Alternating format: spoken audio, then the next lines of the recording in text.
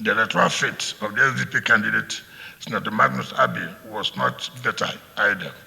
He lost woefully in 15 out of 17 wards in his native Gokana local government area. He lost in all 23 local governments of the state.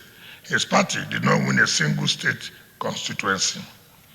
Magnus's vaunted ambition was to have a chance to be named on the ballot as a gubernatorial candidate of any party, having twice been denied the APC by his former friend, political leader, and associate, Rotimi Amechi.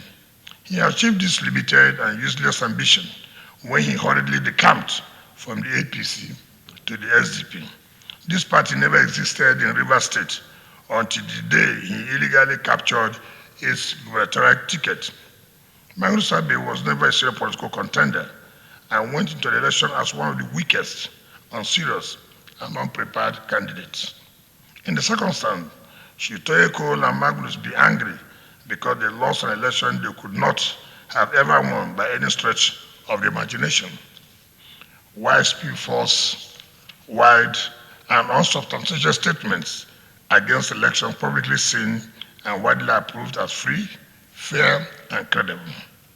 Can Magnus come clean on this election with his relationship with one Lebarando, the INEC Director of Security, who availed him and his supporters with fake INEC security tags?